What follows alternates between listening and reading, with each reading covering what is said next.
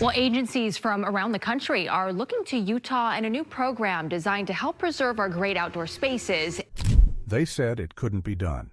Who in their right mind would release thousands of water-loving beavers into one of the driest places in America? But that's exactly what a team of ecologists decided to do. It wasn't a stunt, it was a desperate attempt to reverse years of environmental damage. The land was bone dry, rivers had disappeared, and ecosystems were falling apart.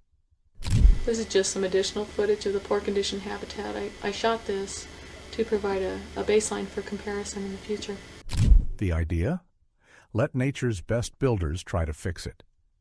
At first, even the scientists weren't sure it would work. But then, slowly and unexpectedly, It's the coolest thing in the world that we have beavers. things began to shift. The desert started to show signs of life. The experts following this bold experiment couldn't believe what they were seeing. How on earth could beavers bring a dying desert back to life? Let's take a closer look. Why bring in thousands of beavers? When parts of the southwestern U.S. started facing severe desertification in the early 2020s, environmental scientists and local groups were left with a tough challenge. How do you bring water back to places where it simply won't stay? As strange as it sounds, the answer turned out to be beavers. This bold plan kicked off when a team of ecologists and water experts reviewed traditional approaches like rainwater catchment, planting trees, and reshaping the land, but those methods were too slow and too expensive. That's when someone suggested, why not give nature's original dam builders a shot? Beavers, with their natural drive to build dams, might help restore dry creeks and boost groundwater.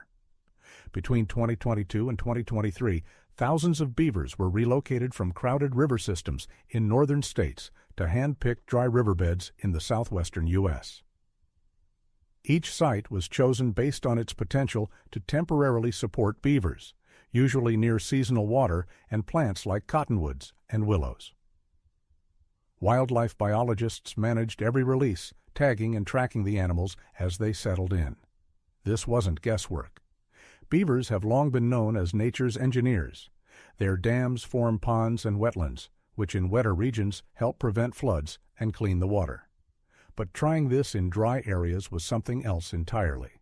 The question was, could it actually work in places where water was already scarce?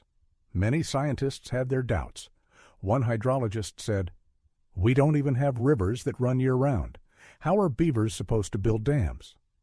Another biologist worried that bringing in beavers might backfire. What if they ended up harming the very habitats they were meant to save? The team didn't rush in. Instead, they started small, just a few dozen beavers in test locations. They tracked how they behaved, whether they reproduced, how well the plants grew back, and if any water stayed put. And soon, something unexpected happened. Even the most doubtful experts began to notice the change. Within weeks, small ponds started forming. The beavers got to work right away, building lodges, chewing on cottonwood trees, and blocking off streams. The ponds held water longer than anyone thought they would, even during hot spells. Moisture returned to the soil. Little shrubs began sprouting up along the banks. That alone was enough to raise eyebrows. A beaver can fell a cottonwood tree in just a few hours. Hundreds in a year. The media focused on the scale of the project, but the real surprise was how quickly it grew. The few families released at first had babies, and those kits began to explore and settle nearby. Biologists realized that the population might not just survive, it could thrive all on its own. These weren't zoo animals under constant care. These were wild beavers, adapting on their own in a place most thought they'd never survive. What started as a test quickly grew into a full-scale operation by mid-2023. With hundreds of ponds now forming in dry stream beds, the team felt ready to expand. More beavers were brought in until thousands were living in these desert waterways. That's when the focus shifted. It wasn't just about the animals anymore. It was about the bigger picture. How much water could these dams hold?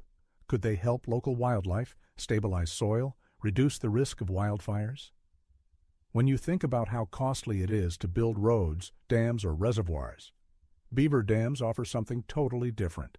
They're natural, flexible, and built without machines, just pure instinct. And that's what made this so powerful. Why so many beavers? Because nature had a smarter approach, one that adjusts, grows, and holds on through tough conditions. As the first ponds formed, the broader impact started to show. This was more than just a bold experiment. It was a real possibility for restoring deserts. Desert transformed. The first big shift. When those first few beavers made their way into the dry landscapes of the Southwest in early 2023, most people didn't expect much. But within weeks, much faster than anyone guessed, the change began. Tiny dams popped up in places that had been dry for years. Little pools formed where there had been nothing but dusty channels. For many, that was the moment everything shifted. The biologists keeping an eye on the sites were the first to see the real change. The ponds held water long after the seasonal rains ended, even in the middle of summer.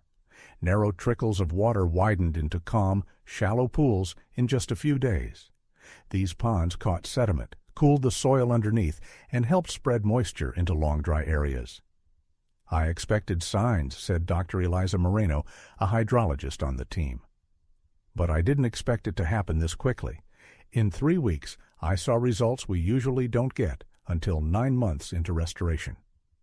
The beavers weren't just surviving, they were reshaping the entire landscape. Local rangers and nature staff started taking notice, too. One land manager shared before and after photos that showed a dry, cracked creek bed now shimmering with water. It felt unreal, he said. One day it was nothing but heat and dust. The next, there was surface water stretching out in the sun. And it wasn't just in one location. This was happening all across the region.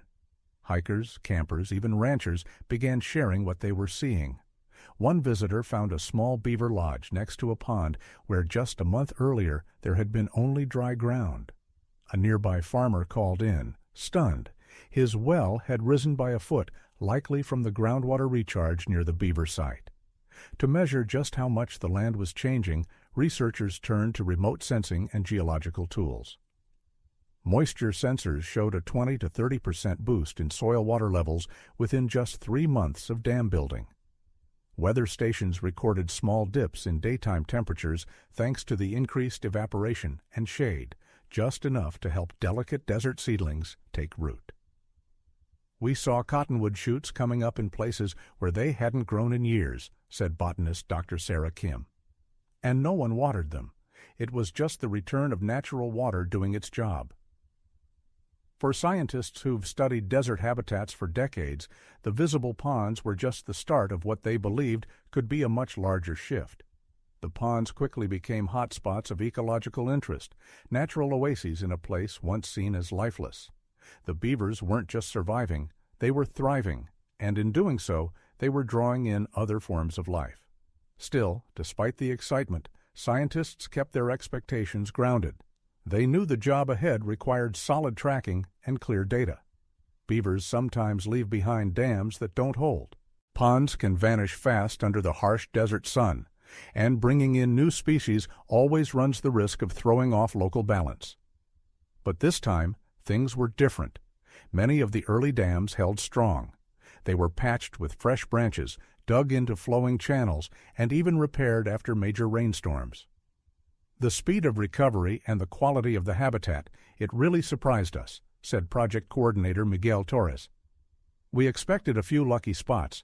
Instead, we saw clusters of ponds across 5 different drainages. That same month, motion-activated wildlife cameras started showing just how alive these places had become. Frogs, once thought to be gone from the region, were back, calling out in the evenings. Since amphibians need steady, clean water to breed, their return was a big sign that something real was happening. And it wasn't just frogs. Birds arrived next, ducks, herons, even migrating waterfowl. Each sighting backed up what the scientists were starting to realize. These wetlands weren't a fluke. They were working. By the middle of 2023, word of these new wetland areas had spread. Universities, state agencies, and even global conservation groups took notice.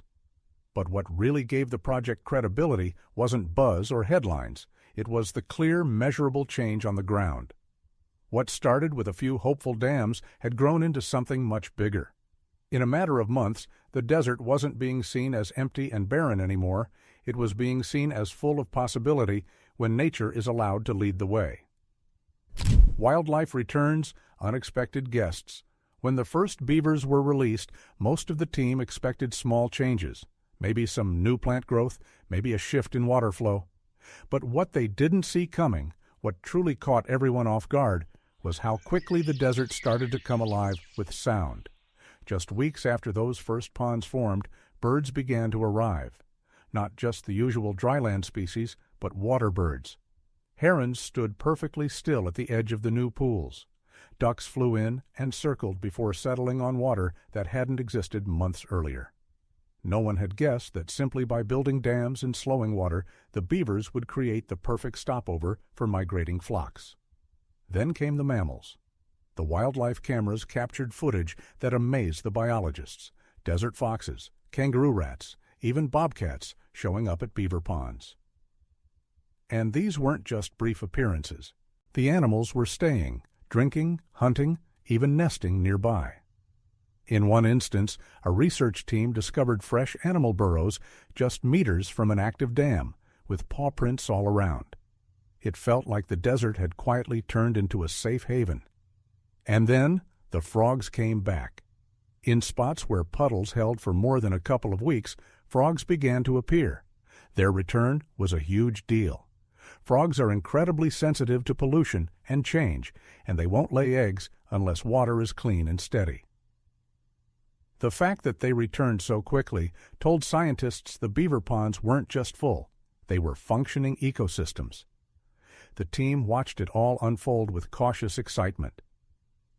Many of the field ecologists shared the same feeling. They hadn't expected nature to bounce back this fast or this completely. One wildlife tracker put it best. It was like the land had just been waiting for a chance to breathe again. But maybe the biggest surprise wasn't just that the animals came. It was how they used the space. Birds were nesting in trees that had grown greener and fuller from the rising soil moisture. Predators began setting up territories nearby, drawn in by the growing number of prey.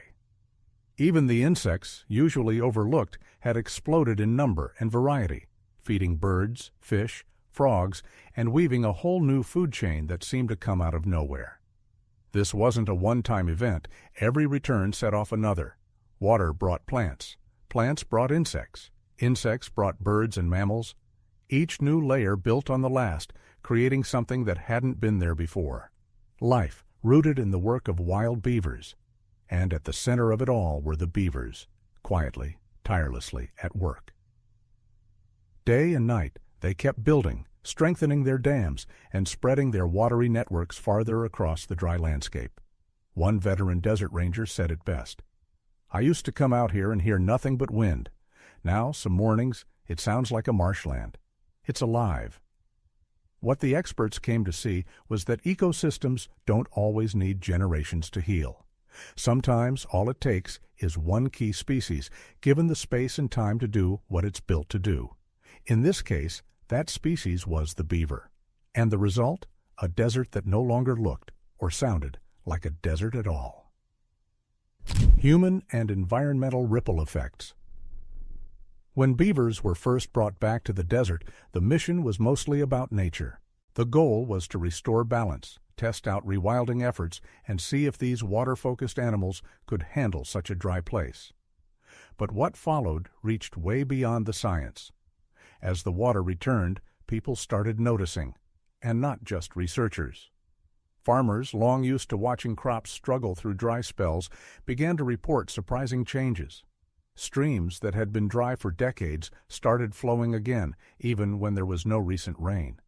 Shallow wells stayed full longer, and the soil around dry creek beds held on to moisture for weeks after a storm. One rancher in New Mexico put it simply, "The land's not just greener, it's easier to work." It wasn't magic, it was beaver work. Their dams slowed water, created small ponds, and allowed moisture to sink deep into the ground. This helped refill underground water supplies that had been shrinking for years. That underground storage meant something big. Land could stay hydrated much longer, even when surface water was gone. Scientists tracking the region started gathering data. They found that in areas with beaver activity, erosion dropped. Less soil washed away during storms. Old flood channels began to stabilize. The beaver dams were acting like natural speed bumps for water, spreading it out gently instead of letting it rush through. But one of the most surprising benefits had nothing to do with water at all. It had to do with fire. In desert areas where wildfires had become more intense and frequent, something unexpected happened. Places with new beaver-made wetlands saw a sharp drop in fire risk. With more moisture in the ground, thicker plant growth, and water spread across the land, those zones created natural breaks, slowing or even stopping fires before they could spread. A Forest Service official called it accidental fire insurance built by animals. Policymakers began to take notice. Other agencies teamed up with ecologists to monitor what was happening long-term. In some areas, cost studies showed something shocking. Bringing back beavers was not only cheaper than building things like water basins or irrigation systems, it was more effective. The beavers were doing the same job naturally and at no cost. And beyond the numbers, there was something deeper, a sense of renewal. Places that had been dry and cracked for decades were now sprouting life. Seeds that had waited for years, hidden in the dust, started growing again around the ponds and streams. Native grasses came back. So did wildflowers. Even trees began to reappear. It wasn't just that the land was wetter, it was that it was alive again in a way no one had expected. People living near these sites began seeing the desert differently. It wasn't just a harsh place to survive, it was a place where recovery was real and visible. School kids came on field trips to see the dams. Local leaders began asking how they could expand the program. The idea of what the desert could be was changing.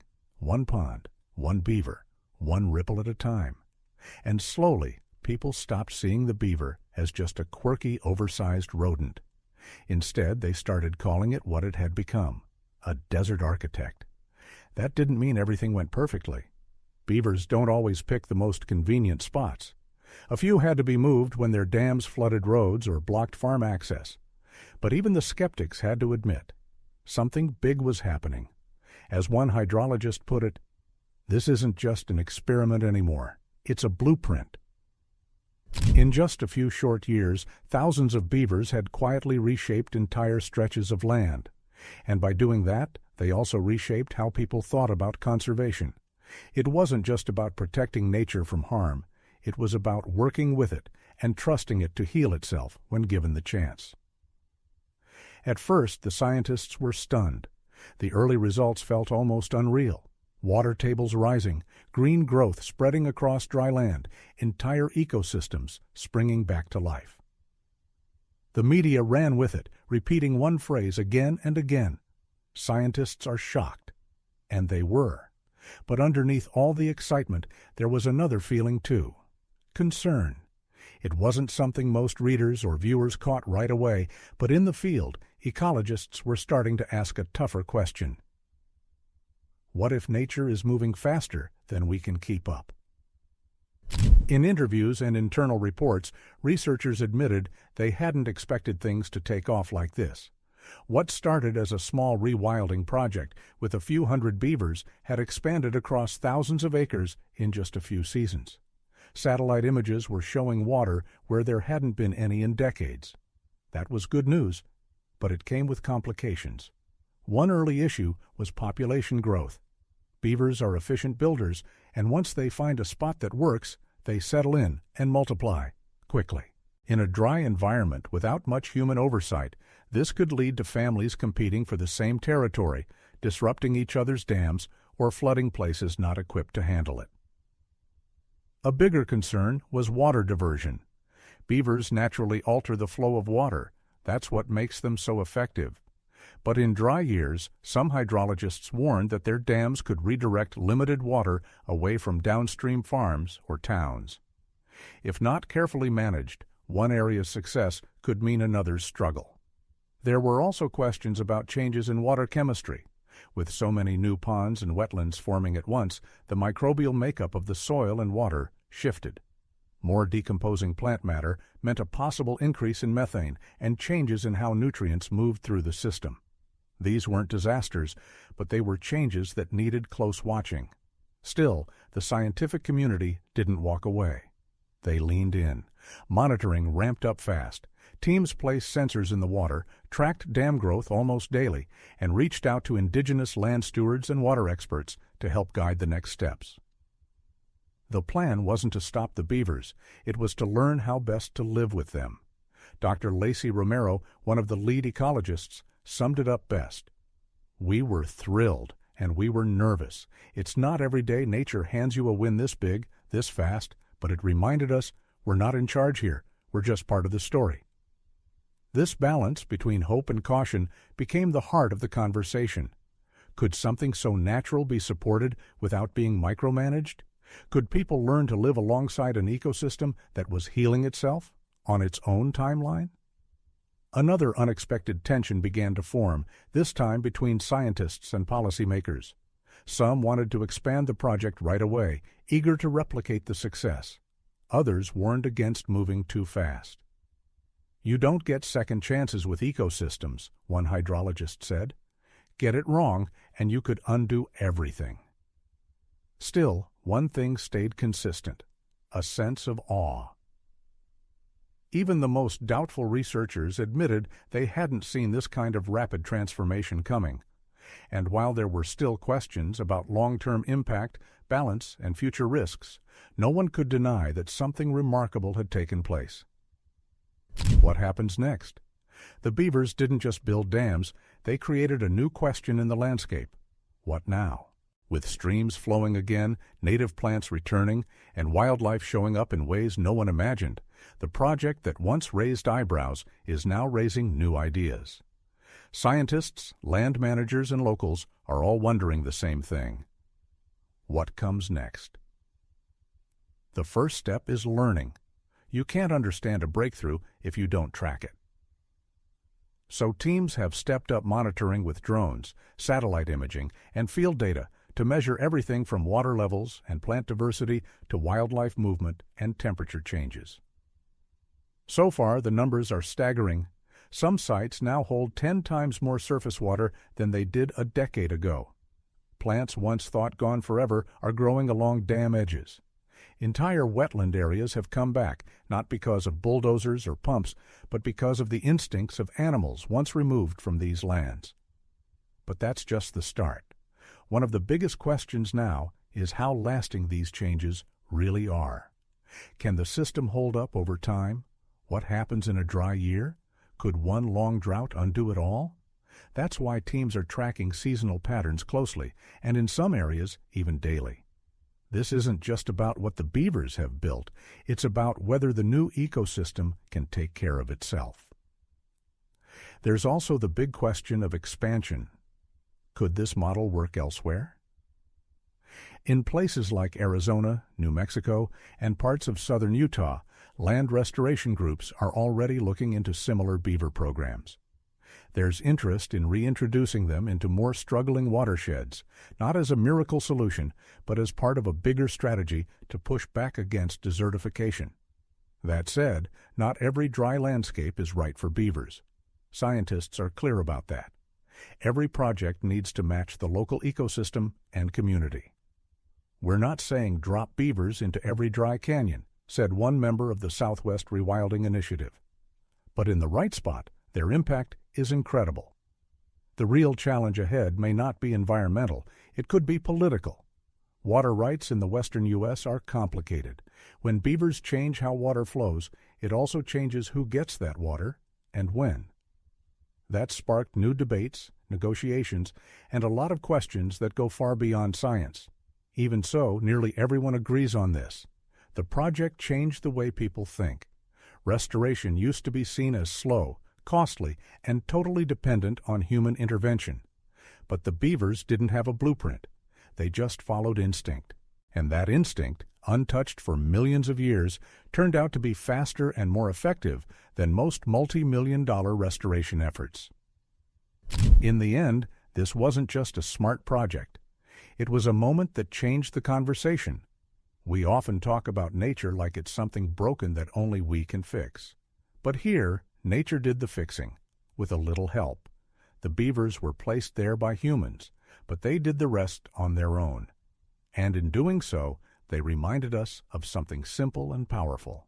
Sometimes restoration isn't about control.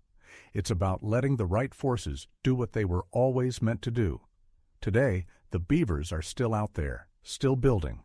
The scientists are still watching. And the desert, once dismissed as lost, is showing signs of life again. Could beavers be the secret to restoring deserts around the world? Let us know your thoughts in the comments below. If you enjoyed this story, don't forget to like, share, and subscribe for more amazing stories about nature, science, and unexpected hope. Thanks for watching, and see you in the next video.